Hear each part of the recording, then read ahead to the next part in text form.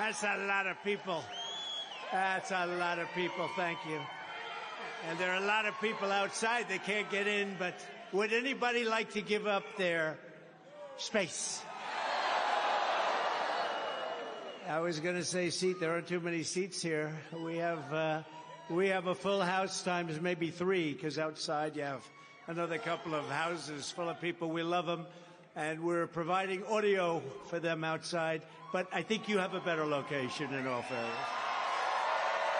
Hello, South Carolina. I'm thrilled to be back in this incredible, beautiful state with thousands of proud, hardworking, God-fearing American patriots. That's what you are, American patriots.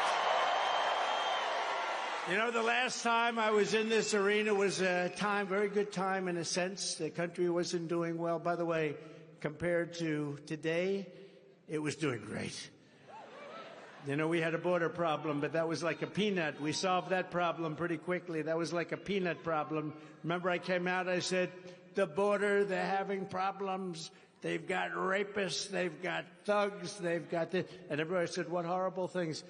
We were right about that one, too. What we said was nothing by comparison to the fact.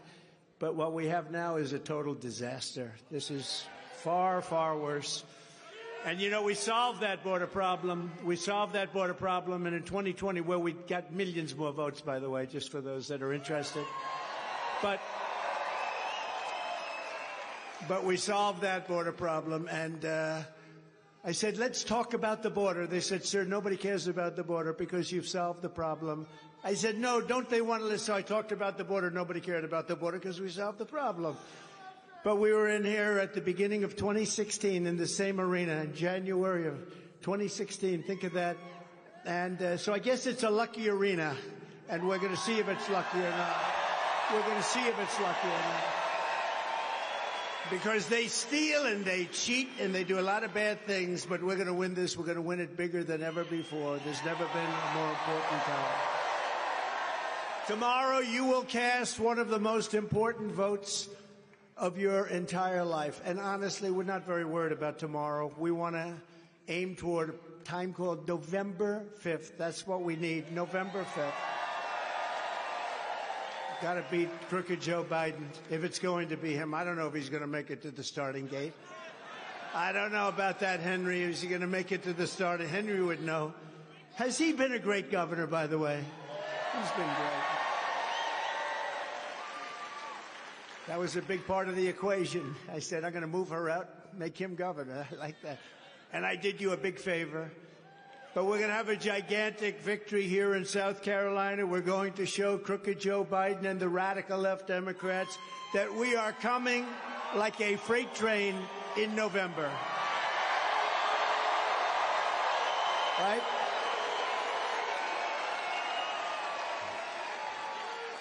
Nikki Haley is relying on Democrats and liberals. You know, Democrats are financing her campaign. Crazy. It's called the crazy world of politics. No, the Democrats are financing her campaign. One of her biggest supporters is a radical left Democrat who made some money with the internet. A very bad guy, actually, but he's a Democrat. And those are the ones putting up money because they damage us.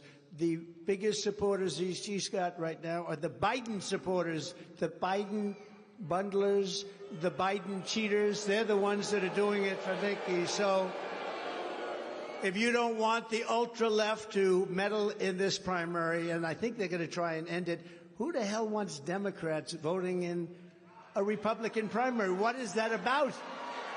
What is that about? Don't worry, you're going to swamp them. You're going to swamp them. It's important that we do. By the way, it is. It's important. We're going to do great tomorrow, but it's really important you get out and vote because we want to send a signal to the real hardline people, the people that are destroying our country. Joe Biden, we got to send them a signal that we're coming. We're going to send them a big. So get out tomorrow. If you don't feel well, don't worry about it. Get up, get out. If your husband's not feeling good, darling, I'm just not. Just get him out of bed. Don't worry about it. He'll be okay. Get out and vote. Tomorrow we're going to win this state, and then we're going to tell crooked Joe Biden, you're fired. Get out of here. You're fired.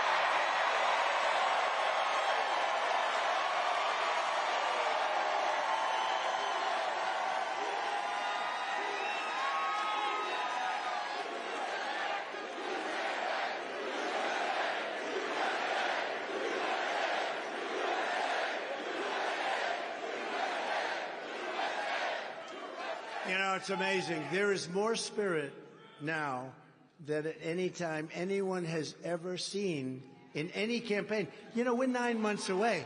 It's not like, gee, we're going to vote tomorrow. Tomorrow's your big day. You're going to vote in a primary tomorrow. But the big day is November 5th. Nobody has ever seen spirit like this. This is like, for some people, think of it. Nobody would have a crowd like this anyway, even if it was the day before the election. But this is like the day before the election stuff. The saddest thing is we have 9 months to go, and the kind of stupidity and destruction that they have and can cause is just mind-boggling. So we have to just hope that this time flies, because we have to take over. They're going to destroy this country. We're going to end up in a world war. We'll end up in World War III. They'll destroy our country. We have to get out. We have to win. Under the Trump administration, you were better off. Your family was better off. Your neighbors were better off. Your communities were better off. And our country was far, far, far better off, that's for sure. America was stronger and tougher and richer and safer and more confident. Think of it. We've lost our confidence as a country. How about that? You know, I've said that in a lot of speeches. We've lost our confidence. What a horrible thing to attribute to our country, that we've lost our confidence, and we will. We have no leadership. We're not respected any place in the world. But I'm more confident than ever that we will soon be sitting behind that beautiful Resolute desk in the Oval Office, and we'll bring it back quickly. Because together we built the greatest economy in the history of the world. It was the greatest economy in history. Nobody's ever seen anything like it. With the biggest tax cuts ever recorded, bigger than the Ronald Reagan, and we like Ronald Reagan, but we beat him out on the tax cuts. The biggest regulation cuts, the record energy production like never before, and rising wages for Americans of every race, religion, color, and creed. Never did so well. We never did so well. Under crooked Joe Biden, it's been 3 straight years of total economic warfare and welfare and stagnation on working American families. Think of it. They had essentially 39% increase in inflation, 39. So think of this.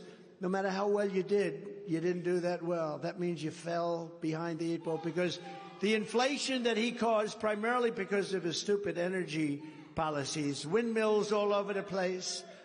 Let's put up windmills all over. Let's do, you know, windmills. It's the most expensive energy anywhere in the world. You can't do more expensive than wind, aside from the fact that they kill the birds, they kill everything around them. You know, it's the Green New Scam. It's part of the Green New Scam. But they had, think of it, a 3-year inflation rate essentially at about 39, if you include everything. They like to say, well, we're not including food, minor things like rent, food, energy. Under my leadership, you had virtually no inflation. Under Crooked Joe, you had energy prices reach the highest level in history, the history of anywhere. That's a good idea. We'll be here for a while. Let's just enjoy it. Sit down wherever you can. Whoever has a seat, sit down. I'm very honored. Don't worry, you'll be standing up soon. You'll be standing. You know, speaking of standing up, behind me, I just see them. These are incredible women. I don't know about the husbands. I don't know what's on with the husbands, because so this is, I think it's about the 115th time, and they come from a place that's not too far away. You do like North Carolina, right? They come from North Carolina, so it's, they travel to Texas, California. Oh, there they are. There's some more over here. There's our husband. Finally, I see our husband. But these women are unbelievable. They love our country. And at least for this one, they didn't have to travel very far. So that's very nice. And then over here, we have Front Row Joes. I think it's 125. I don't know what they do. I know they're rich, but I don't know what they do. But we love all of you. You're great American patriots. Thank you. And by the way, the Vietnamese delegation, I don't know what it is about Vietnam, but they do like me. Thank you very much. Thank you. And we like them. Thank you. They travel me. They travel with me all over. I must be too soft on Vietnam because you like me too much. You like me too much. Thank you very much. I agree. They want freedom. That's right. Under Biden, gas prices have reached $5, $6, and even $7 a gallon. In some places in California, they've gone up to $8 and $9. 3 years ago, under my leadership, we had energy independence, and we were soon going to have energy dominance. All over the world, we were going to be dominant. We have more liquid gold under our feet than any other country. Think of it. And we don't know what we're doing with it. I had gas prices at $1.87 a gallon. Wouldn't that be nice?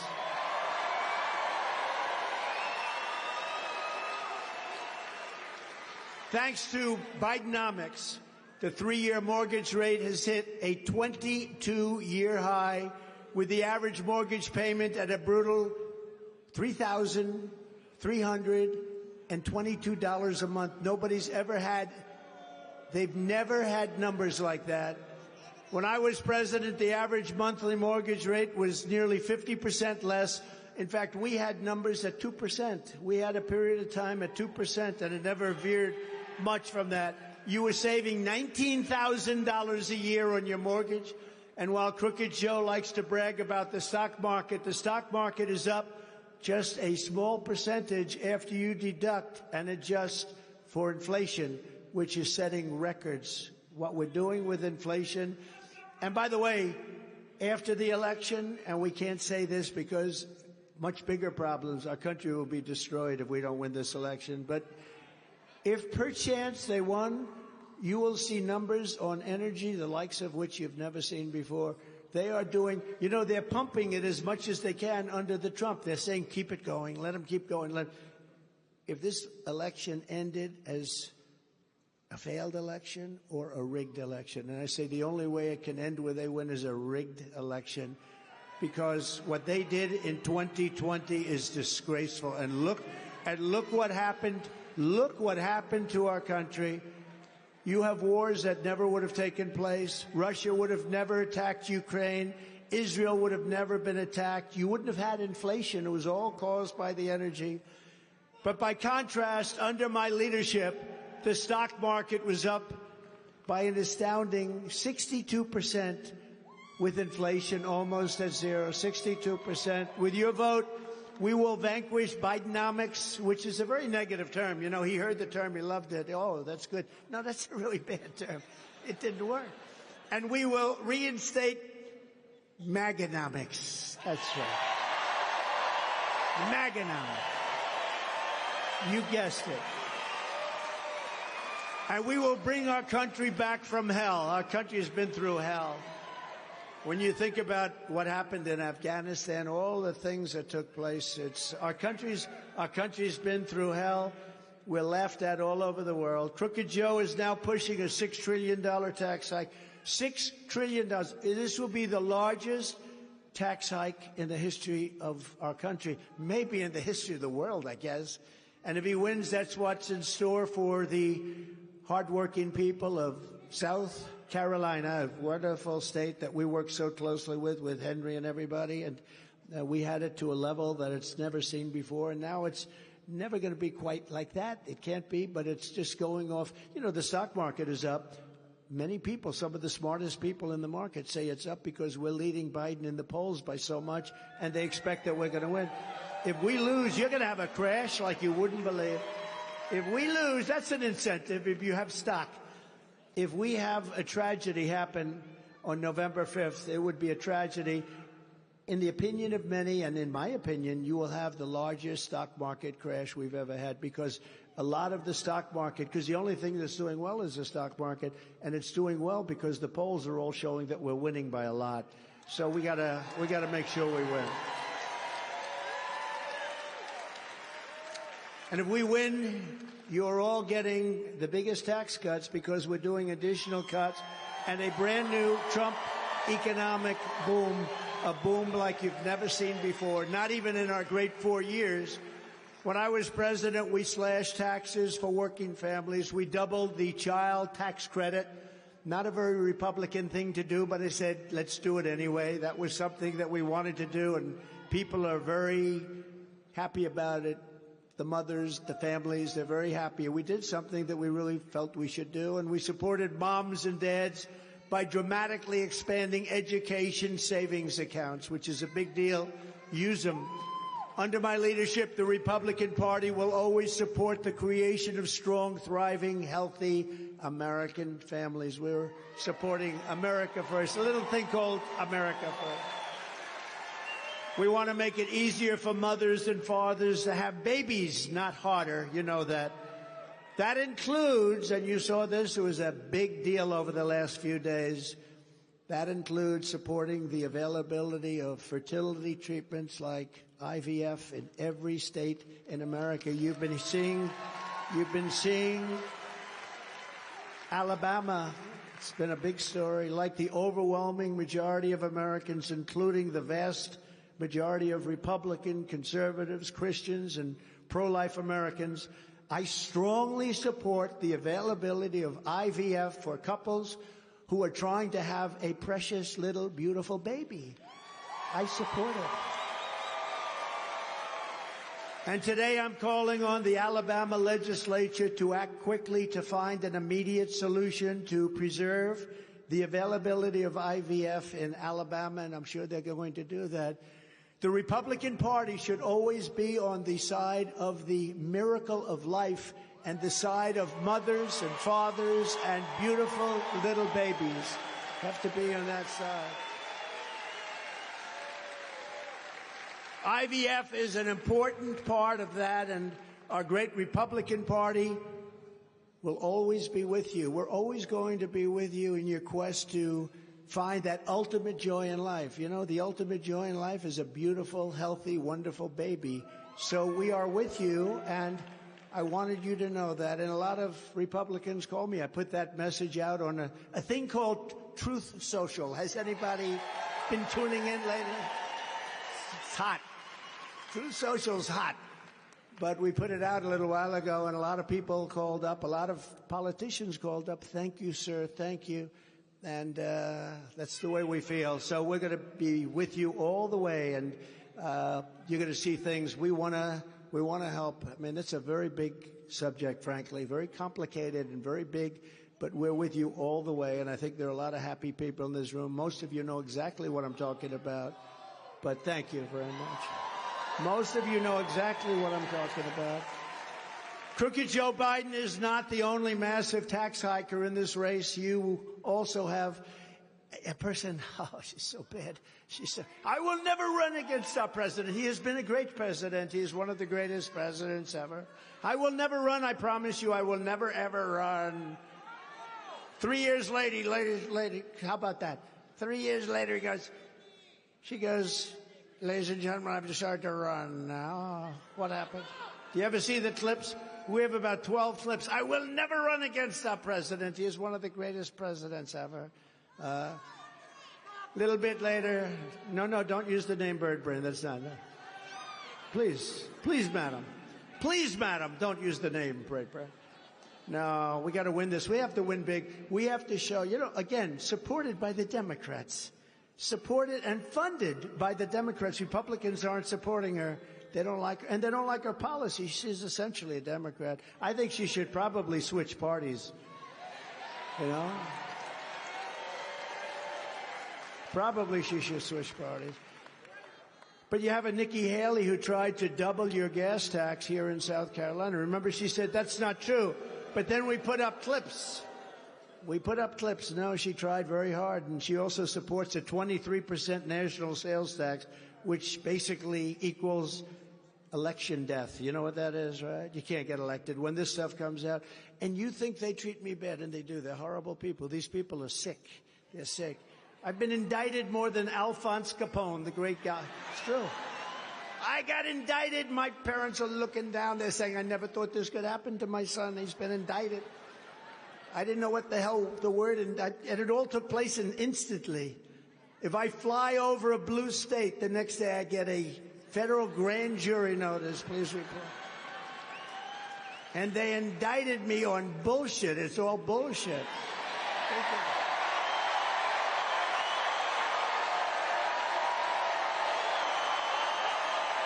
Crazy.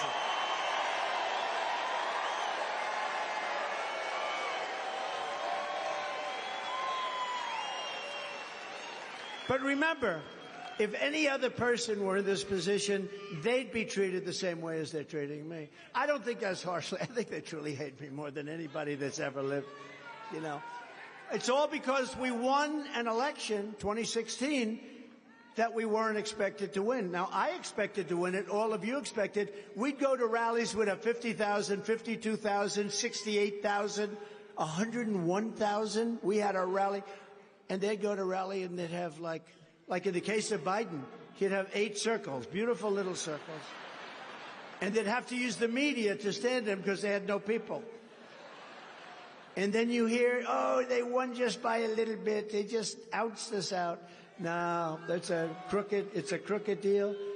But Nikki Haley, if she were ever in this position, they'd go after her. I could tell you about 5 reasons right now, but I don't want to get myself in trouble. They'll say, he's so mean. He's so mean. Oh, there are some reasons. I think everybody in your state knows some beautiful reasons. They would go after her the same way they go after me. That's what they do. Because they're basically a party of misinformation, disinformation. They lie, and they say it like Russia, Russia, Russia. Took me 2.5 years to get that one off my back. You know, that was a real crooked deal. They used that as an excuse. Why, beautiful Hillary. I call her beautiful because I've taken the name Crooked Hillary off. I've given it to Biden because I had sleepy Joe Biden. I have Crooked Joe Biden. I think Crooked Joe is more accurate, you know? Although Sleepy's pretty good. Nikki Haley is not in this race to fight for you. She's in the bidding for big donors, or maybe she wants to get a contractor on CNN. You know, did you see their ratings? Uh-oh, there go the CNN cameras off. Why did I do that?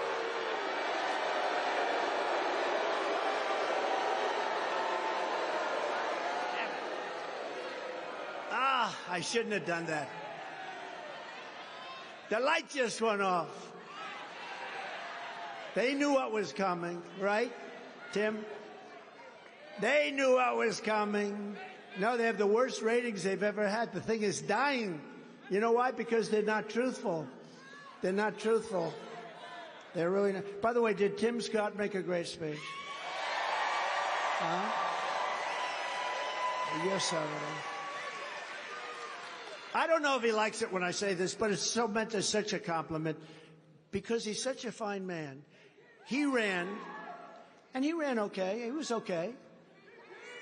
He was okay. He's a respected guy, but he ran, and he did fine. And then when he got out, he endorsed me, and he's a surrogate. He's the greatest surrogate I've ever seen. This guy went from modest, high-quality man, introducing his mother, who's incredible, by the way. But I said, Tim, I called him up. He took everybody. He had like 5 of the worst human beings interviewing him, trying to hit me. He said, Donald Trump did this, he did that, he did criminal justice reform, he did the... And by the time he finished with them, they just wanted to get off the set. And I said, he's a much better representative for me than he is a representative for himself.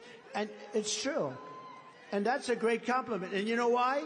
Because he's a high-quality person. He doesn't like talking about himself. It's true. It's true.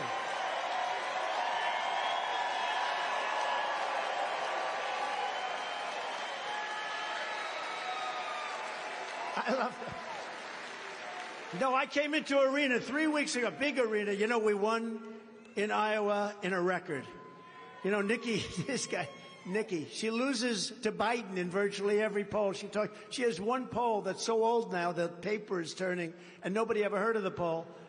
She loses to Biden in all the polls. But forget that. This guy, he's far more interesting. So we won Iowa in a landslide, in a record, the likes of which has never been seen. In fact, we took the record and they doubled it. We won by that margin. We then went to New Hampshire. We got more votes than anybody in the history of New Hampshire, the New Hampshire primaries, which they've been around a long time. And I heard Nikki today said, yeah, I lost 2. No, she lost 4. Because she lost the Virgin Islands, which she tried like hell to get. We won that, too. A lot of people don't know that. But then we went to Nevada, and she was campaigning against candidate unknown. It was candidate unknown was me, because I was in the caucus, not in the primary. She should have been in the caucus, too, but she didn't want to be because of the poll numbers, which were terrible. I got 99.6% of the vote, 99.6%. And then in the primary, the candidate unknown, which probably I think people thought I was the candidate unknown, beat her by 60%. Beat her. But she said she only lost 2, and she's going to have a very bad day tomorrow because she's not a nice person. She's not a nice person. But we were in Iowa and then in New Hampshire, and I saw we had a big arena like this, and I heard the people going crazy, and I heard some guy screaming, Donald Trump, Donald Trump. I said, who's that? They said, it's Tim Scott. I said, that guy's unbelievable. So anyway, well, we love Tim Scott, and you're lucky to have him in your state. Right? Right, Henry? Thank you. Thank you, Tim. It's a great honor. Actually, it was a great honor that was one of the few endorsements I wanted to get, and we did get it, and it's a great honor to have it, Tim. We appreciate it. And he did a good job today also, by the way, because I heard that one, too. So Nikki's gone, and we're not going to spend a lot of time on it, but I guess I have an obligation. I mean, we have an election tomorrow. Front row Joes, I have to at least mention for a couple of seconds, right? Then we're going to get on to more important things like how to make America great again, okay? But Nikki's actually gone very far left. She's very rude. Do you notice that? I don't like to say that, but she's very rude. But because of her Democrat donors, she's working for Democrat donors, and all she's trying to do is inflict pain on us so they can win in November. We're not going to let that happen. We're not going to let it happen. And she's not really attacking me. She's really attacking the Republican Party, and that's not a good thing to do. So a vote for Nikki Haley tomorrow is a vote for Joe Biden this November. That's all you're doing, is you're voting for crooked Joe Biden. A vote for Trump is a vote to fire crooked Joe and put America first and make America great again. That's what it is. And the reason they're fighting so hard for Nikki is that the radical left Democrats want Nikki Haley because they know she's easy to beat, and all the polls are showing that. She's the easiest one to beat.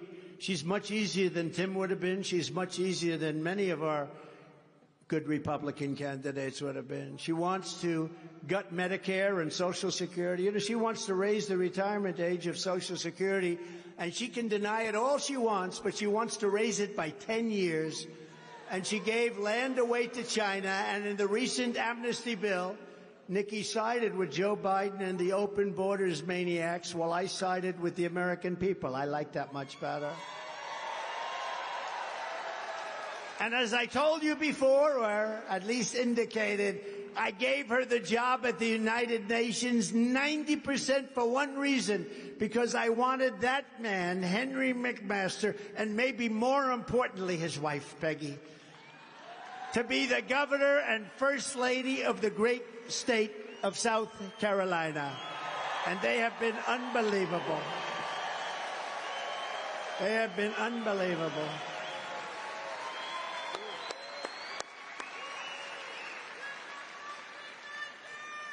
And just in finalizing it out, but because this is kryptonite, Mitt Romney is kryptonite. You know, a certain senator, a very, very good senator, I won't mention names, but I backed him and he took a tremendous lead. And then time went by, and 3 months later I said, by the way, how's he doing? A certain great state. And they said, sir, he's up by 40. And then 40 points, that's a lot. That means it's over. And then a month went by. I said, everything okay out there? No, sir, he's actually down by 2 points. I said, he lost 42 points? What happened? Well, people said he was friends with Mitt Romney. I said, Mitt Romney is kryptonite. You can't be friends. So I found out it wasn't true, and I went on a rampage, and we ended up getting him elected. He won quite easily. We had to convince people that he was not friends with Mitt Romney. Mitt Romney is a disaster for the Republican Party, and now he's gone. You know, we're getting rid of a lot of these people that are so bad. And you remember the clip when she was at a podium, and she actually was with Romney and somebody named, I'm sure you haven't heard of him, Barack Hussein Obama. Have you ever?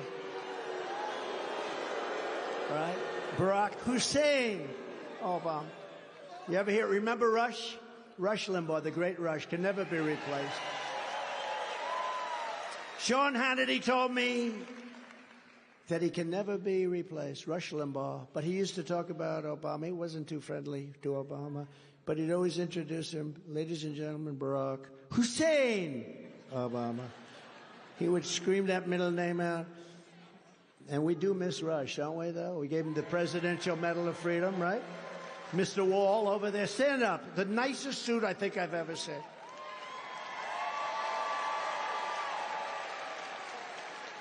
Remember, I built 571 miles of wall, and we were going to, that's far more than I said. We had the safest border in history. Now we have the worst border in history. But every time I look, he's at a lot. What number is this for you? I have stopped counting. I'm making it every one I can get to, and I wish I could get to them all. Well, we love you, man. It's great. You're great. Right. It's in the hundreds, I believe. It's a lot. And he's probably like a very successful professional guy. I'm going to find out. But we have fun. It's like these guys come to football games. They're solid citizens, and then they come out in, gear and names all over the football. I say, what's going on? But in his case, he's not rooting for a team of football players. He's rooting for America, right? Right? So if you want a president who puts America first and defeat Nikki Haley, you got to go out and vote. Got to send the signal tomorrow. Got to get up. Got to vote. Fire Crooked Joe and elect your favorite president, Donald J. Trump. That's me. Thank you. Thank you, everybody. Thank you very much. This is a hell of a nice arena. This is big. Upon taking office, I will end Joe Biden's war on American energy, cancel his ban on exporting American natural gas, and we will quite simply drill, baby, drill. We're going to drill. I will revoke China's most favored nation's trade status, and we will impose stiff penalties on China and other trade abusers. They are a tremendous trade abuser. I got along with them very well, but a tremendous abuser. Remember this, no other president did nothing to China. They would walk away with $509 billion a year. It was just a terrible. I took in hundreds of billions of dollars in taxes and tariffs from China. We will once again live by the maxim of the Trump administration, buy American and hire American. And to protect South Carolina workers, I will pass the Trump Reciprocal Trade Act. You know what that is, right? If China or any other country makes us pay a tariff of, let's say, 100 or 200 or even 300%, and they do that, we will make them pay a reciprocal, identical tariff of 100 or 200 or 300% right back. It's called you screw us and we screw you. Very simple. As tariffs on foreign countries go up, taxes on American workers and families will come down very substantially. You know, last night I was making a speech in a very nice area. I was going, and we were in Tennessee, and a man came up to me. He owned a big metal company, collects metal and manufactures metal. And he had tears in his eyes, strong guy. You could see he's lifted plenty of steel. But he came up to me and he said, "Sir, I just want to thank you. You saved my life. You saved my company. My company was ready to die in 2016, and then you put up those tariffs on China steel. They were dumping steel all over the place. I was dying. All the steel companies were dying." Wow. She must be in the steel business. But he said what you did was so incredible. And I saw him in the audience when I was speaking. That was before. And I said, "Would you want to come up here?" He said, "Yeah." And he got up and he was in tears. He said, "What you did with the tariffs, I put a 25 and a 50% tariff on steel coming in, and it totally saved his company, saved the industry, and a lot of other things. A lot of very good things happened because they want to put you out of business, and then they want to have a monopoly on steel and lots of other things.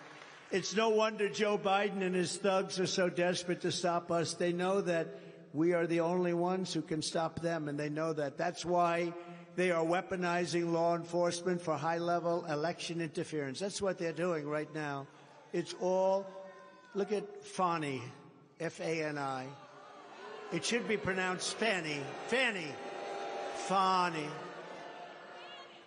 Fani. They say she gets very upset if you call her Fanny. F-A-N-I. She fell in love with the person that long before this started. He got paid almost $1 million. He never did it before. They love to talk about disinformation and democracy. They talk about disinformation. They talk about threat to democracy. But they're the threat to democracy. They use the DOJ, the FBI, our election systems. They rig our elections and attack free speech. Isn't it amazing? All the people that go and get investigated, all of them, they don't go after the people that rigged the election. They go after the people that want to find out who it was that rigged the election. It should be the opposite way, and we're not going to put up with it. Joe Biden and the fascists that control him are really the true threat to democracy. Those are the threat to democracy. All of this persecution is only happening because I am running for president and leading very substantially in the polls. Now, if I wasn't running, again, cases coming out of nowhere, all run by DOJ, the White House, even a DA case, local DA case, they put the DOJ top people into the local DA's office in Manhattan on a case that's absolutely, in fact, every critic and every legal scholar said, it's not a case. There's no case here. But they put DOJ people in there. It's weaponization. And, you know, at least I have a voice. I can speak about it. And the poll numbers go up because when people hear about it, they say, wow, never been done in this country like that before. But if they hit a congressman or if they hit even a senator where you don't have that voice, where you can stand up and discuss it with millions and millions of people, they will leave office. They will go back home to their family. They'll make a speech that I will fight for my name. I will fight for my name. I will go home to my family. And you never hear from the person again. It's never been where you get hit with something like this and you go up in the polls. Usually when you get hit, if a regular, good, strong, wonderful politician got hit with a federal subpoena or a state subpoena or any of these subpoenas, it doesn't matter whether they're innocent or guilty. They have to resign from office in disgrace. They have to. With me, I got hit and my numbers went up. I am sort of freaky. It's freaky. And I don't mean went up, I mean went up a lot. Because people get it. They see it's a scam. It's only been done in third world countries and banana republics. It's never taken place here, never like this. But it's okay. I have so many lawyers. Lawyers are my best friend. And you know what I do? I campaign in the day when I can, and when I can't, I campaign at night. I go to courtrooms, and we're doing very well. We're doing very well. It's all a big scam. It's a big, fat scam.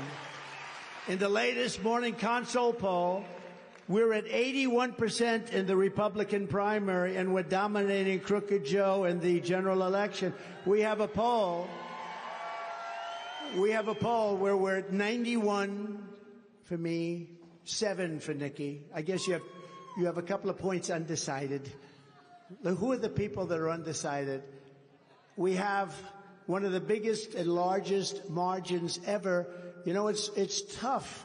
A Republican has a tougher path, actually, because the Democrats, like a friend of mine called up, they said, I see you're up 11 points, Washington Post, 11 points on Joe Biden. He's not a political person, but he's a very smart person, made a lot of money, very successful. He said, how come you're only up 11 points? You should be up like 40 or 50 points. The guy can't put 2 sentences together. He can't walk off a stage. He can't find the stairs. They're all over the place. He can't find stairs. So this guy, being a novice, said, how come it is? Why is it that you're only up 11, sir? I said, you know what? You don't know much about politics. We'll take it. In fact, our lead against Biden is the largest that we've ever had. It's 6 and 7 and 9, 10, 11, and we have won at 14 points. That's a lot.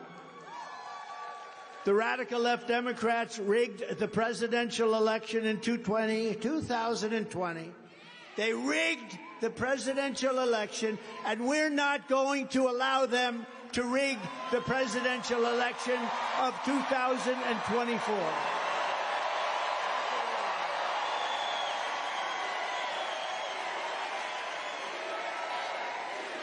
Thank you. Thank you.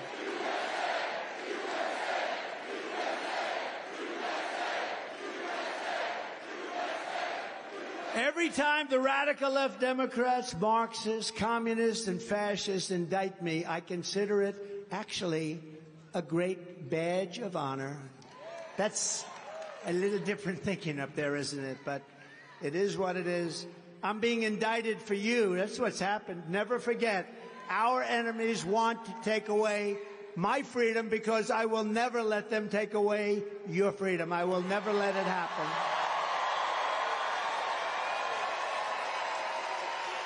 They want to silence me because I will never let them silence you. And in the end, they're not after me.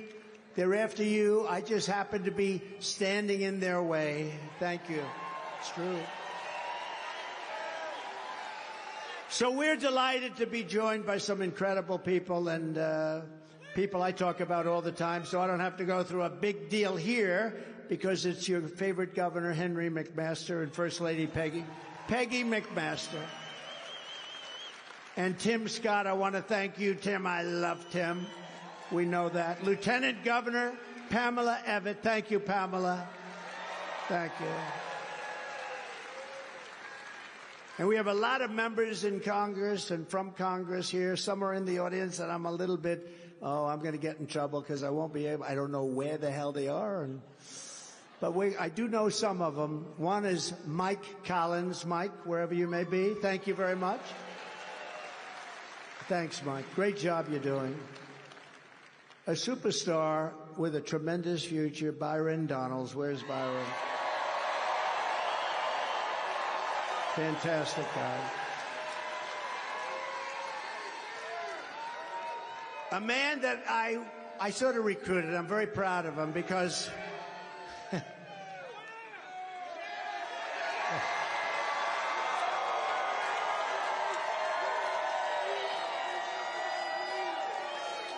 thank you. They like that guy. Thank you very much. Thank you. You ever see crowds like this? Is this the greatest? A man that I sort of recruited, a particular congressman, voted to impeach me. They're all just about gone now, just about over. They're gone. Whatever happened to Liz Cheney? Where is she? Boy, was that Trump derangement? That committee was a rigged deal, but did you ever see anybody like her? She had a massive case of Trump derangement syndrome, didn't she?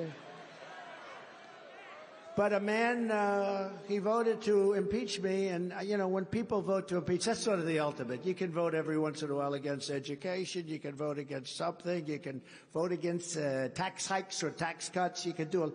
But when they vote to impeach you, there's nothing you can ever do to recover from that. We're never going to be with them. And this guy, out of the blue, in an area that was plus 28, Trump plus 28, he brilliantly, would he like to have that vote back? He brilliantly said, no, I vote to impeach Trump for nothing, for a perfect phone call. Perfect phone call. He made a call. It has turned out to be a perfect call. You know that. Everybody now says, oh, we should have never done it. Anyway, so I said, who's somebody good to run against them? And they said, well, there's a really popular guy in town who's in politics and doing really well. He's a leader. His name is Russell Fry. I said,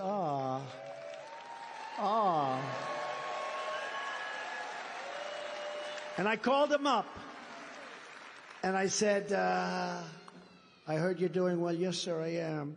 How would you like to run for Congress? I gave him about a 1 minute. How long did that interview last? About 20 seconds on the phone. I said, well, I hear you're great. Why don't you run? And then he had to go and prove his stuff, right? And he really proved himself, and I just appreciate it. Russell, you've been incredible, doing a great job. He wiped that guy out. He actually, at the time, won by the biggest margin in the history of Congress. There's never been somebody that lost so big, because usually if somebody's going to lose that big, a sitting congressperson, they usually drop out before the election. He didn't drop out, only to be surpassed by Liz Cheney. She lost by the biggest. Liz Cheney lost by the biggest margin, so you only had that title for about 11 months, right? You've done a great job. Thank you very much. A woman who is extremely shy, but a woman who stands up, and I will tell you, she's a fighter. I know about that. She's a fighter. And when you get her on your side, you're both lucky and smart. And she really has. She's been a real good fighter for us, and she's somebody who's done a very good job. And I'm very honored that she's here, and she's been to a couple of our rallies. And she does. When she sets her sight on something, she's tough. And that's what we want, Nancy Mace. Thank you, Nancy. Thank you. Thank you, Nancy. Thank you. Great job. Now, a really shy person, a person that, I mean, honestly, she's a good person. She's been with me for so long. She's been with me in good times, in bad times. If times are bad, she'll call me up and say, don't worry about it, sir, you're doing great. And if times are good, she'll call me up twice. But she's a fantastic person. She's a very smart person and very respected in Congress. A lot of people don't know how respected she is. Marjorie Taylor Greene. Marjorie, thank you.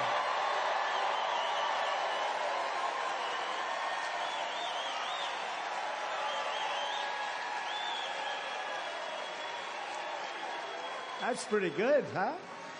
That's good. Great person. Another warrior that's with you and very successful, William Timmons. Thank you, William. Been great. And a man who became famous one night during his State of the Union, when he stood up, he said, you lie. You remember? I'm sure nobody remembers that, but I do. He is one of the most incredible people for a lot of reasons, including the fact that Alan Wilson is his son. Alan Wilson, stand up, and Joe Wilson, stand up. Thank you. Look at that. Look how they get along. Look how. Two great people. Thank you both. Thank you. It's a great family. State Treasurer Curtis Loftus. Curtis, thank you very much. Thank you very much. And somebody that's done an incredible job in North Carolina with all the theft and all the cheating and everything else, In Pennsylvania, I was leading by so many. It was over 73% of the vote. And all of a sudden, there was this big dump. Where did it come from? And they said, oh, you're no longer leading, you're tied. And then it went on, and it was disgraceful what happened. And likewise other states. But in North Carolina, that lead never wavered. It just kept going on and on and on. I said, why isn't it happening in North Carolina? Oh, that's right, you have a lot of friends here from North Carolina. Why isn't it happening? And it didn't happen because of his leadership. He was the head of the North Carolina Republican Party, and he's going to be the head of the Republican Party of our whole beautiful, incredible country. He was tough, he was smart, he was strong, he was respected. He understands voter fraud probably better than anybody. Michael Whatley, North Carolina. Thank you, Mike. Thank you. Great job. I said to Michael, I said, we don't need any votes. All we have to do is guard the vote. You know what guard the vote means. And I don't mean vote early, vote late. I don't mean vote on Tuesday or vote 2 weeks. That's all fine. I mean, we don't want ballots being dropped that are fake. We call them counterfeit ballots. That's what we don't want. And he'll stop it. Thank you very much, Michael. He's the best guy there is. Very important. That's an important guy. It is true. I told him, don't worry about the votes. We got all the votes. We got so many votes. We have millions more votes than the other side. It's not even close. Just watch that they don't drop ballots. From the very first day that we take back the White House from crooked Joe Biden, I believe we are going to have the 4 greatest years in the history of our country.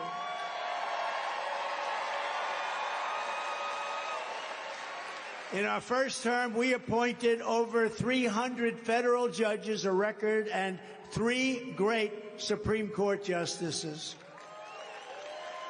Our incredible veterans. What we did for the veterans was, we had a 92% approval rating for the vets. Now they're down into the 40s again. They were in the 40s for years. 92 because we passed 2 things, the VA Accountability Act and VA Choice. Accountability. We fired 9,000 sadists, thieves, crooks, wise guys. They hated our veterans. They would beat up our veterans in not prime time. They could never have done it in prime time. But they were sadists. We had 9,000 people, and because of the civil service laws, you couldn't even think about firing them. We had somebody in one of our places that got caught stealing $400,000. Court called. You couldn't fire them. They were protected. We got that done. They've been trying to do it for 52 years, and we got it done. We fired 9,000 people and replaced them with people that love our vets. Right?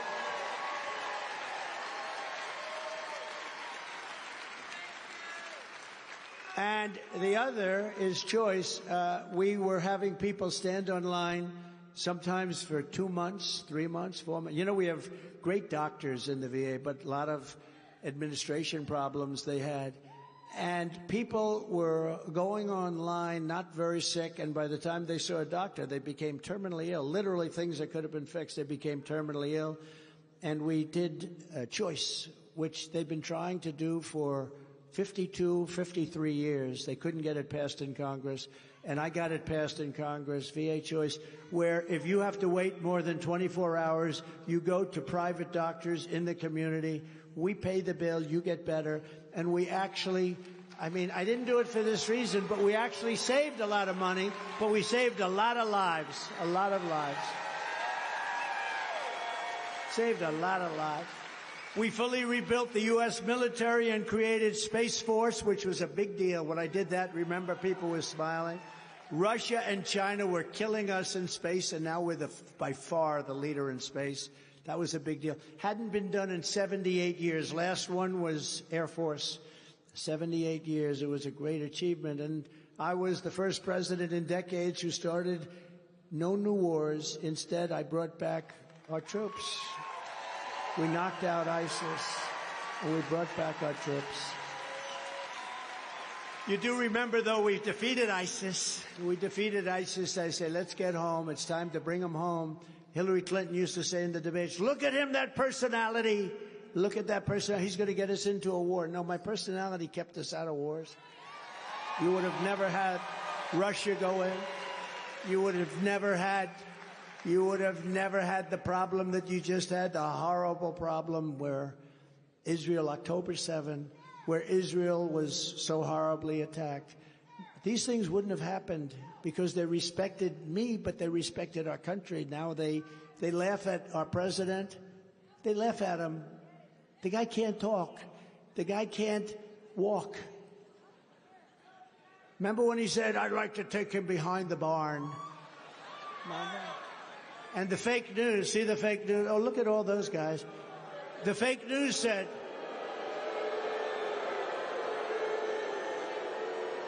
I want to take him behind. Remember that?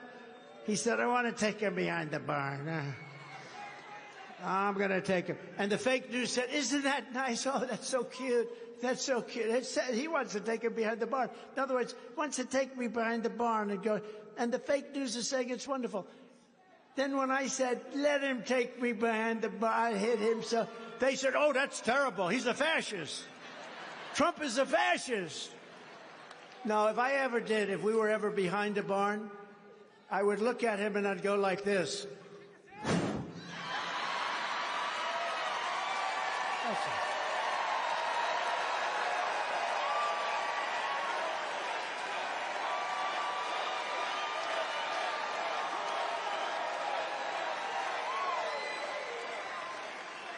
Before I even arrive at the Oval Office shortly after we, not me, we win the presidency, I will have the horrible war between Russia and Ukraine settled. I will get it settled.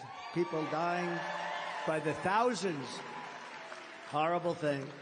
Under the Trump administration, we will return to peace through strength. That's what we had. They respected us all over the world. 3 years ago, we had the most secure border in U.S. history. We ended catch and release, built 571 miles of border wall, and got Mexico to send 28,000 soldiers to our border free of charge. You think that was easy to get Mexico to give us 28,000 soldiers free? Free. I got them to give a lot. There was no mechanism. Remember, I used to say we'll get Mexico to pay for a big portion of the wall. Well, this cost them more money than the wall. And it wasn't easy, but I said, if you don't do it, we're going to put tariffs on all your cars. We're going to do numbers on you like you wouldn't believe. Sir, we would love to send you 28,000 free soldiers. Under Biden, we now have the worst border in the history of the world. No one has been hurt by this invasion more than our black and Hispanic populations. And also, it's true. No, they're taking your jobs. They're taking your jobs. They're taking your slots on education. Black and Hispanic populations have been hurt more by this travesty where millions of people, the number is really going to be 18 million people by the time this guy gets out of office. And you know who else is being hurt very badly? The unions. The unions are being hurt very badly because you have unions that have justifiably over the years and years, people have worked there and they're earning good wages, sometimes very high wages. People aren't going to be paying 3, 4, 5 times when they can have this. Unions are going to be put out of business. So I don't know how a union can support a guy like Joe Biden. You can't support him. First of all, I don't even think he knows that people are coming in. You want to know the truth? The other day he said, we're thinking about doing something about strengthening up our border. It's about time. We got like 14 million people have come in. But no, I think that's all baked in the cake. That's all baked in. It's not they're actually, they are good, I have to say. They're trying to say, it's the Republicans' fault. You know what they do? Over and over. It's the Republicans' fault. I saw it the other day, first time. Like Russia.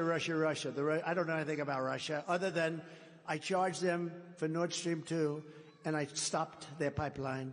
The biggest thing they ever had. And then they say, Trump loves Russia.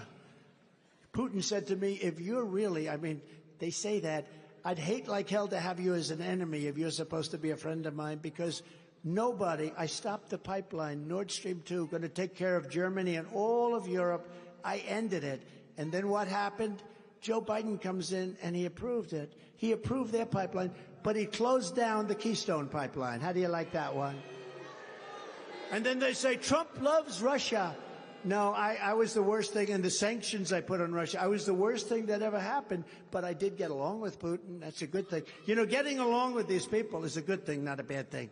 But nobody, we have nuclear powers. They're a nuclear power. We're a nuclear power. The problem is we're nuclear powers. You have a number of countries that have massive nuclear capability, and we have a man that is unable to understand it or talk to people or know how to talk to people. If you look at his rhetoric before Russia going into Ukraine, you would say he's saying the exact opposite of what he should be saying, the exact opposite of what. And he has done a horrible job. He is the worst president in the history of our country. There has never been a president so bad.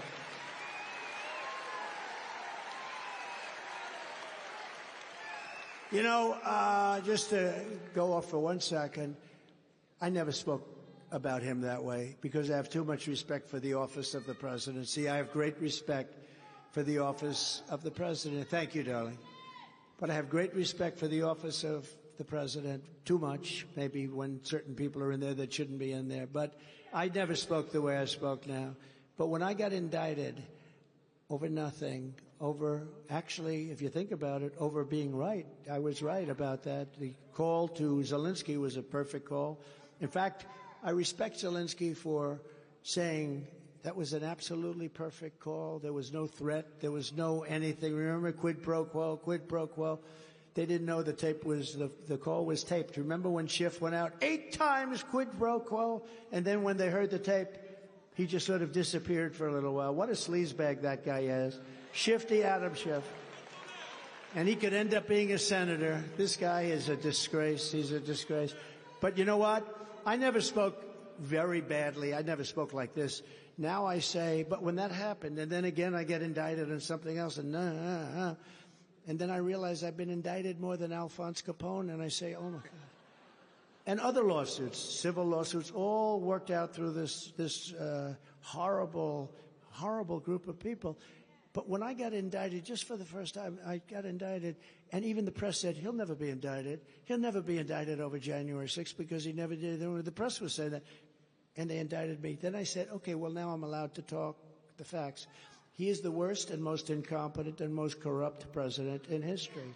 The only one that loves him is Jimmy Carter, because Jimmy Carter's administration, by comparison, looks brilliant. It looks brilliant. Jimmy Carter had a brilliant administration compared to Biden. He's the most corrupt president, the most incompetent president ever. I would never have said that, even though it's true. But out of respect for the office, I would never talk that way. But now I do talk that way. He's a bad guy. He weaponized things, and he is a threat to democracy, not us. He is a threat. Thanks to Biden, we now have a new category of crime. It's called migrant crime. I actually added the word, I call it migrant. Do you see where they come into New York and they start fistfights with the cops? I've never seen that. You know, I've seen guys, but there's a little respect. We have great people in New York, and these guys actually are fighting them. They're fighting them on the streets. These are tough people that came in. These are people that came in from prisons. They came in from mental institutions, from all over the world. From Africa, yesterday the Congo was well represented. People coming out of prison from the Congo have come into our country. People coming from, think of it, people coming from all over Asia, from the Middle East, from South America, from Yemen. They come from Yemen. We're bombing Yemen. You know, here we go again with the bombs. Bombs, bombs, bombs. I could solve it all with a phone call, just a phone call, like I did with Macron of France. He was going to put a tax on. My people said, we'll never be able to stop it. I gave him a little chance, just a quick run on the story. Emmanuel Macron, head of France. And I said, get it stopped. They're putting a big tax on our companies. I said, get it stopped.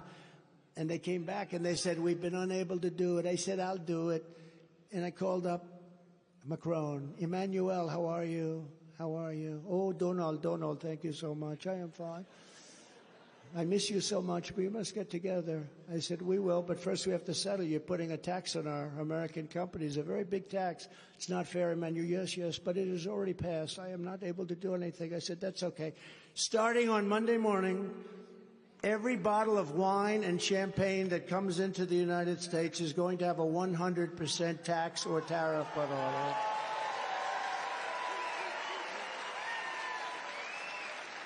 No, Donald, you can't do that. I said, yes, I can. He goes, no way. I said, way. No way. And I said, here's the story. Call me back within 5 minutes. Let me know. He called me back in about 2 minutes. He said, we've decided not to place this tax on American companies. I did so much of that stuff, and I can't. It's so much. And I wish they were all recorded. I really do, because some of these conversations were classic. You would have seen what a great job we did. But you can do things that stupid people can't do. I mean, Biden doesn't think about, let's not bomb. Look, number one, you're killing a lot of people. Both sides, you're killing a lot of people. Each bomb costs approximately $1 million. Every time you see bomb all over the place, they're hitting the middle of the sand. They're all over the place. They don't know what they have no idea what they're doing. It's $1 million every time you hear a noise. Bing, million. Bing, 2 million. Bing, 3. It's such a disgrace. And it was that way when I came into office. Think of it. I got rid of ISIS 100%. Got rid of the greatest terrorists in the world, Soleimani and al-Baghdadi, the greatest terrorists in the world. And we brought back our troops. We were pulling out of Afghanistan, but we were pulling out with dignity and strength, and we were going to be out. You know, they were there for 20 years, and the leader of the Taliban in Afghanistan, very tough guy, Abdul, I had a conversation because he was killing a lot of our people with sniper fire. During the Obama administration, really a lot. They were just shooting them out, and I had to talk. The press went crazy. They said, what are you talking to them for? Why would you be talking to the Taliban? I said, because that's where the problem is. Remember Jesse James, why do you rob banks? Because that's where the money is. It's the same thing. Why do you rob banks, Jesse? That's where the money is, you stupid fool. But that's where the problem was with the Taliban. And I spoke to him, Abdul, so nice to talk to you. Don't kill any more of our people. If you do, you will be met with force the likes of which you have never heard of or seen. You know, that from that point forward, and we had a very good, tough conversation. From that point forward, we didn't have one, and Biden admitted this, and the people actually said, don't admit that. From that point forward, we didn't have one soldier, person shot at or killed for 18 months. For 18 months. And then we had the rigged election, and then they said we're going to leave, and instead of taking the troops out last, they said let's take the troops out first, and all hell broke out. And that was the worst. Well, it was a surrender, essentially. There was no surrender. They were so afraid of us, they wouldn't do anything. They hated those F-16s that would go over. They hated. They looked up, they said, get the hell out of here. Now they own the F-16s, you know. They own our military. $85 billion worth of equipment, 13 dead soldiers, 38 soldiers who have been just so badly hurt, no arms, no legs. The face was just so badly hurt, nobody's ever seen. 5 years ago, you couldn't have saved them. But, so, I mean, what they have to live through because of this. And we left a lot of people behind, too, Americans. We left a lot of Americans behind, all because of bad leadership.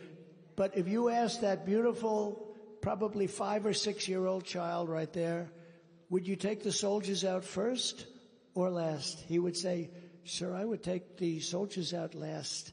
These people took the military out first. And now everybody was defenseless. And I could just see Abdul. They go up to Abdul in his office. Abdul, the Americans have left. No, you fool. Of course they haven't. No, Abdul. And I could just see this conversation.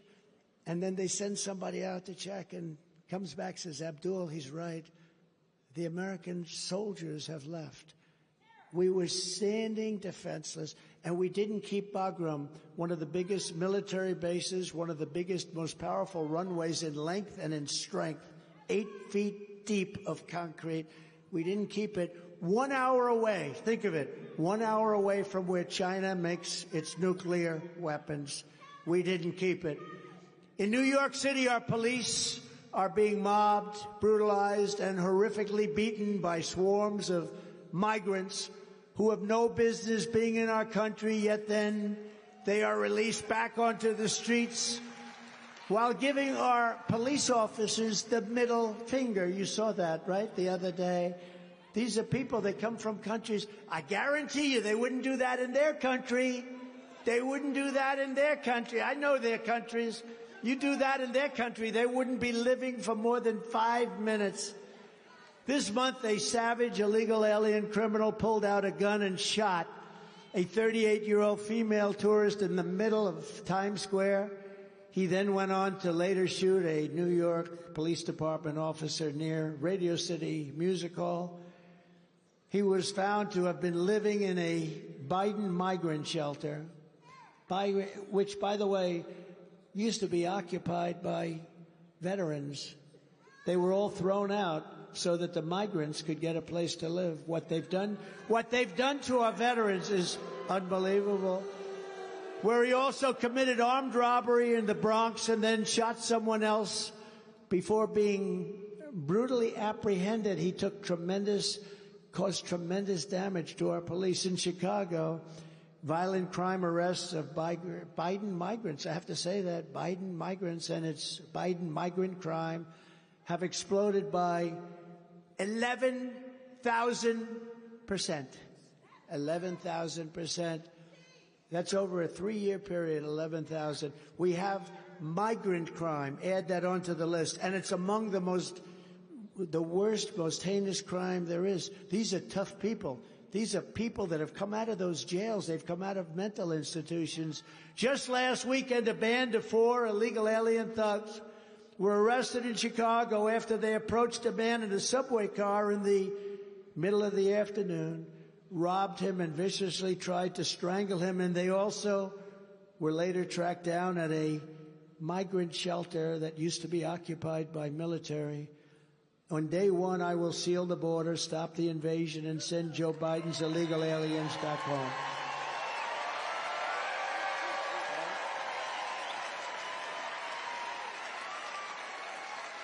I will terminate every open borders policy of the Biden administration, and we will begin the largest domestic deportation operation in American history.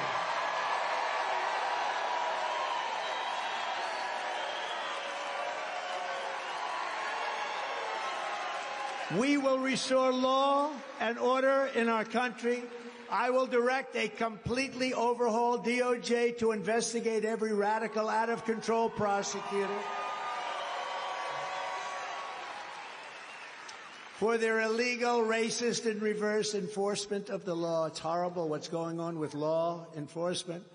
I'm also going to indemnify all police officers and law enforcement officials throughout the United States to protect them from being destroyed by the radical left for taking strong actions on crime. And we are going to rebuild our cities into beacons of hope, safety, and beauty better than they have ever been before. We will take over the horribly run capital of our nation, Washington, D.C., and clean it up, renovate it, and rebuild our capital city. Though, have you seen what's been happening? Have you seen people being murdered? They come from South Carolina to go for a nice visit, and they end up being murdered, shot, mugged, beat up. Those beautiful marble columns have graffiti. The roads are broken. The medians between the roads are falling into the street. You can imagine what foreign dignitaries and people from foreign countries say. On day 1, I will sign a new executive order to cut federal funding for any school pushing critical race theory, transgender insanity, and other inappropriate racial, sexual, or political content onto our children. And I will not give 1 penny to any school that has a vaccine mandate or mask mandate.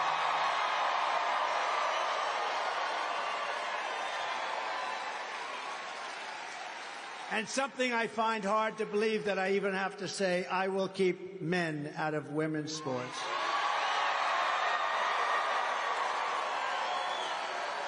And I will fully uphold the Second Amendment. We will protect innocent life. And we will restore free speech. So importantly, we have to secure our elections. Our goal will be one-day voting with paper ballots and voter ID. But until then, Republicans must win elections. If you took the 10 worst presidents in the history of the United States and added them up, they would not have done near the destruction to our country as Joe Biden and the Biden administration has done.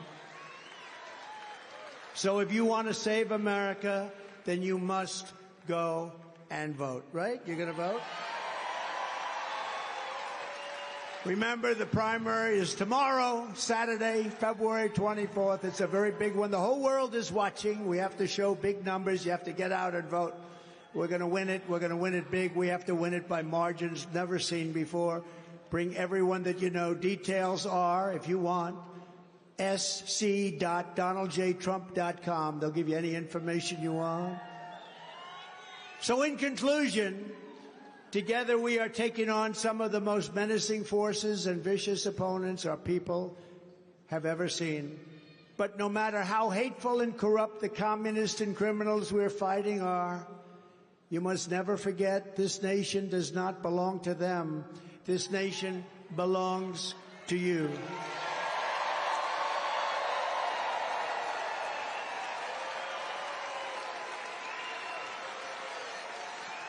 This is your home, this is your heritage, and our American liberty is your God-given right.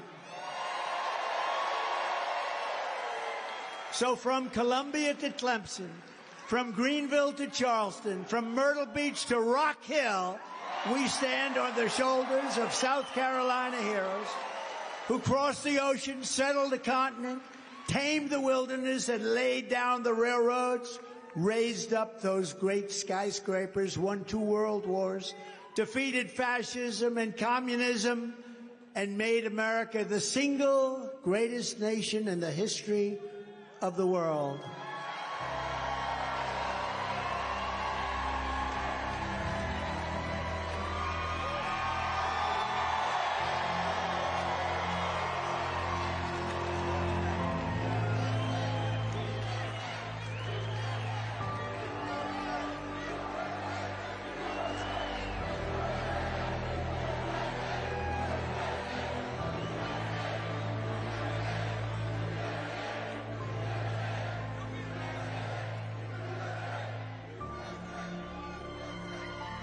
But now, we are a nation in decline.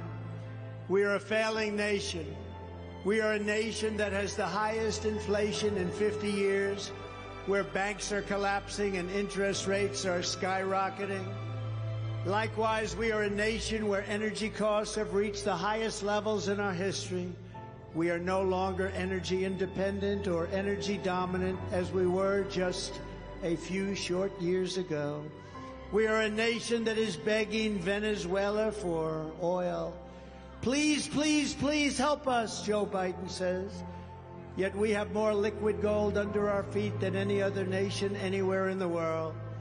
We are a nation that just recently heard that Saudi Arabia and Russia will be reducing their oil production, while at the same time substantially increasing the price.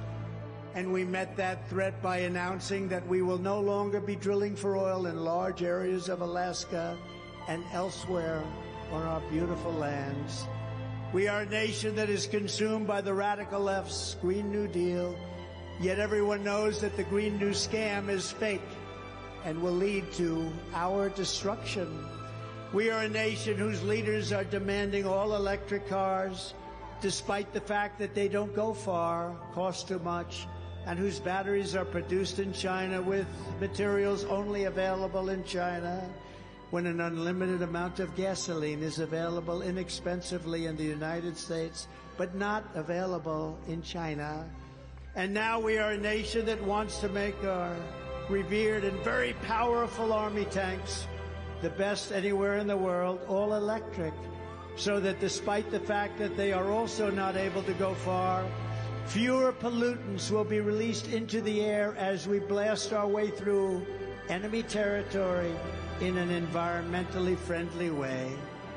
And they also want to make our fighter jets with a green stamp of energy savings, though losing 15% efficiency, but allowing us to keep our enemy's atmosphere clean of emissions as we viciously and unceremoniously attack them at levels never seen before. Who are these people that would do this to us? We are these people. We are these people. We are being led by fools. We are being led by stupid, stupid representatives, and we cannot allow it to continue. We are a nation that ended oil exploration and production in the United States just as the price of oil reached an all-time high. What other countries would do such a foolish and self-destructive thing? Who would do this to us? Who are these leaders? Who are these fools? Can we be energy independent and even dominant again? Yes, oh yes, and quickly, says President Trump. Yes, oh yes, and very quickly. We are a nation that surrendered in Afghanistan, leaving dead soldiers, American citizens, and $85 billion worth of the finest military equipment in the world, and also abandoning Bagram, one of the biggest military bases, only 1 hour away from where China makes those vicious and hateful nuclear weapons. We are a nation that allowed Russia and Ukraine to fight, killing hundreds of thousands of people, and it will only get worse. It would never have happened with me as your president, and for 4 straight years, it didn't happen. Likewise, the horrifying attack on Israel would never have happened. They wouldn't even have thought of doing such a thing if President Trump was in the Oval Office. Iran was broke under the Trump administration. Iran was broke. They didn't have the money to fund Hamas, Hezbollah, and all of the other instruments of terror. But those sanctions were lifted by a corrupt Biden administration, and now Iran is a rich country again with $200 billion and another $6 billion for hostages and $10 billion for electricity to Iraq, all compliments of the incompetent Biden administration. And China with Taiwan is next. We are a nation that allows radical left terrorists to violently attack our cities, leaving behind massive destruction and death, and nothing happens to the criminals that do these terrible things. There is no punishment, but when people who love our country protest on January 6th in Washington, they become hostages unfairly imprisoned for long periods of time.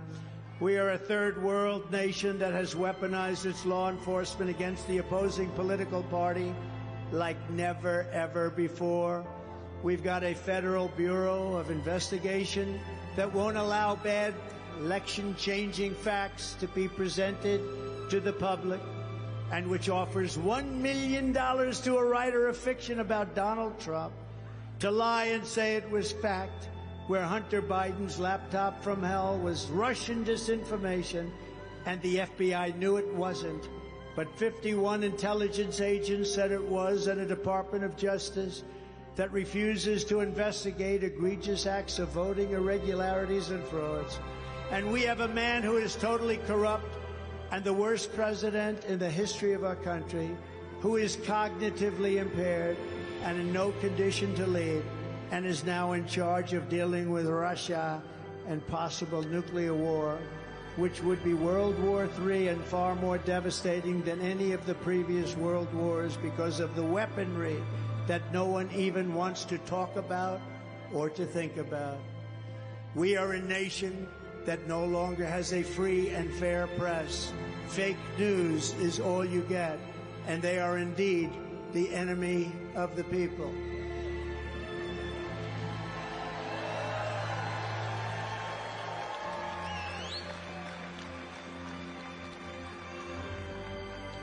They refuse, as everybody knows, to even discuss the Biden crime family, but enjoy covering the false indictments of Donald J. Trump, who has done nothing wrong except win an election that was supposedly unwinnable. We are a nation where free speech is no longer allowed, where crime is rampant and out of control like never before.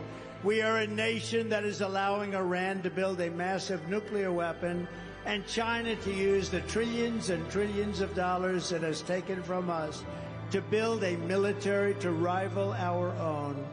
And less than 3 years ago, we had Iran, China, Russia, and North Korea in check. They respected us. They were afraid of us. They weren't going to do a thing against us, and everyone knows it. Now Russia and China are holding summits to carve up the rest of the world. And perhaps most importantly, we are a nation that is no longer admired, respected, or listened to on the world stage. They are no longer respected. Nobody wants to listen. We are a nation that in many ways has become a joke. And we are a nation that is hostile to liberty, freedom, faith, and even hostile to God. We are a nation whose economy is collapsing into a cesspool of ruin, whose supply chain is broken, whose stores are not stocked, whose deliveries are not coming, and whose educational system is ranked at the very bottom of every single list. We are a nation that just sold a once great company, United States Steel, to Japan, and we are a nation whose stock market's continued success is totally contingent on MAGA winning the next election. We are a nation where large packs of sadistic criminals and thieves are allowed to go into stores and openly rob them, beat up and kill their workers and customers, and leave with armloads of goods, but with no retribution, where the authority of our great police has been taken, where their families and pensions have been threatened, and their lives would be destroyed for the mere mention of the words law enforcement.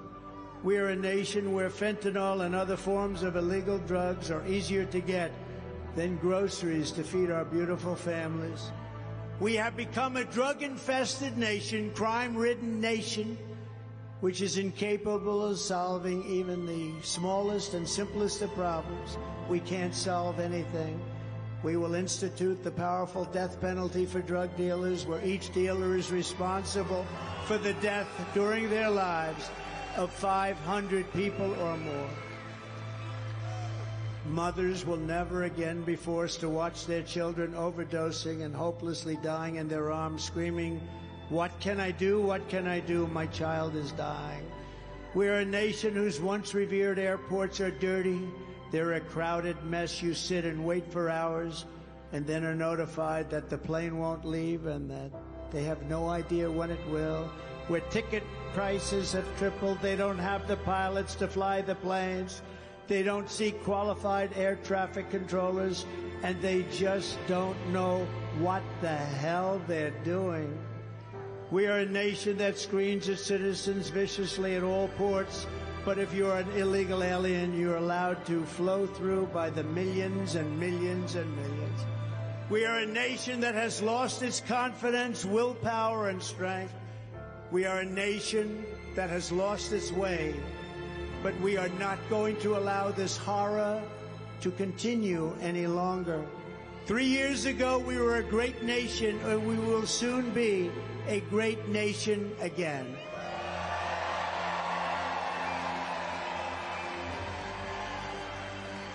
It was the hard-working patriots like you who built this country, and it's the hard-working patriots like you who are going to save our country. We will fight for America like no one has ever fought before. 2024 is our final battle. With you at my side, we will demolish the deep state. We will expel the warmongers from our government. We will drive out the globalists. We will cast out the communists, Marxists, and fascists. And we will throw off the sick political class that hates our country. We will rout the fake news media. We will drain the swamp. And we will liberate our country from these tyrants and villains once and for all.